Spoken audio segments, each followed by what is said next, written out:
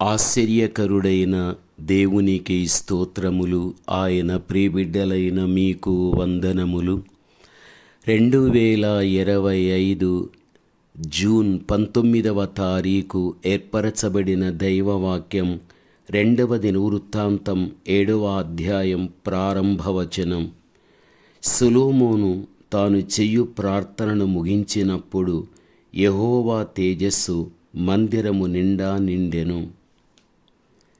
గమనించాలి, దేవుని మహిమను మనమెప్పుడు చూడగలము అంటే దైవ సన్నిధిలో ప్రార్థించినప్పుడే.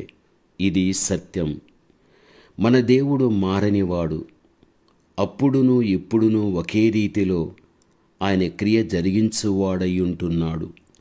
రాజుకు సొలొమోను దేవాలయమును ప్రతిష్ఠించిన సందర్భాన మోకరించి తాను ప్రార్థించగలిగాడు. దేవుని యొక్క మహిమ దిగిరావడం మనం చూస్తూ ఉంటున్నాము. మొట్టమొదట నోవాహు దేవుని కొరకు బలిపీఠమును కట్టి బలులు అర్పించగలిగాడు. యావత్ ప్రపంచం జలప్రళయము ద్వారా నాశనము చేయబడగలిగాది. నోవాహు కుటుంబం మాత్రమే కాపాడబడగలిగాది. గనుకతడు దేవునికి బలులు అర్పించెను అని ఆదికాండం 8:21 చూడగలం. ప్రభువునందు ప్రియమైన వారలారా, క్రొత్త నిబంధన కాలమందు మనమే దేవునికి ఒక ఆలయముగా ఉంటున్నామని, అందువలన మొట్టమొదట దురాశలతో కూడిన శరీరమును సిలువ వేయుటకు సమర్పించుకునేవారుగా మనముండాలి. అందునిమిత్తం విరిగి నలిగిన మనస్సు కూడా మనకు కావాలి. అనగా మనము సజీవ యాగంగా మనము సమర్పించుకున్నప్పుడు, మనము పరిపూర్ణమైన రక్షణ పొందినప్పుడు, తప్పనిసరిగా ఆ దేవాతి దేవుణ్ణి మనము మహిమపరిచినప్పుడు తప్పనిసరిగా ఆ పరమ తండ్రి యొక్క గొప్ప మహిమ మనను ఆవరించడం అనేది జరగగలుగుతుంది. పాత నిబంధన కాలమందు అనేకులు దేవుని మహిమను దేవాలయములోనే చూచినట్లు యెషయా 6:1 చూడగలం. ఆ ప్రకారమే రాజుకు దావీదు కూడా దేవుని మహిమను మందిరములోనే తాను చూచినట్టు కీర్తన 63:2 మనం చూడగలం. ఈరోజు దేవుని కుమారుడుగా, దేవుని కుమార్తెగా నువ్వెంత ప్రార్థించగలుగుతావో నీ ప్రార్థన ఫలితమును బట్టి తప్పనిసరిగా నీవు దేవుని యొక్క మహిమతో నీవు నింపబడ్డం జరగగలుగుతుంది. ప్రార్థన, మహిమ ఒకదానితో ఒకటి ముడిబడి ఉంటున్నాయన్న విషయం మనం మరిచిపోకూడదు. భూమి మీద మనుష్యుడు ప్రార్థించినప్పుడు పరలోకము నుండి మహిమ స్వరూపిగా దేవుడు దిగి వస్తూ ఉన్నాడు. ఇది నిజం. మీరు ప్రార్థించినప్పుడు సొలొమోను దేవాలయమును నింపిన అదే మహిమ మిమ్ములను కూడా తప్పనిసరిగా నింపడం అనేది జరుగుతుంది. అందుకే మన జీవితంలో సమయముని ఎక్కువగా హెచ్చించి ప్రార్థించాలి. రూపాంతర కొండలో క్రీస్తు ముఖరూపం మారిపోయాది. ఎప్పుడు తెలుసా? ఆయన ప్రార్థించుచుండగా రూపాంతరము జరిగిపోగలిగాది. నిజమే.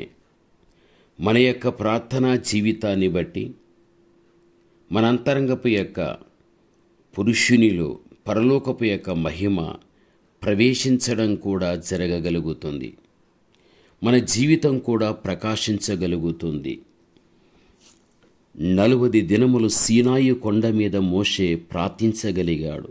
తర్వాత అతను దిగి వస్తున్నప్పుడు తానెరుగకయే తన ముఖము ప్రకాశించినట్లు మనము చూడగలం. దేవుని యొక్క బిడలగా ఎక్కువగా మనం ప్రార్థించుటను బట్టి దేవుని యొక్క మహిమ కూడా మనను ఆవరించటానికి అవకాశం అనేది ఉండగలుగుతుంది.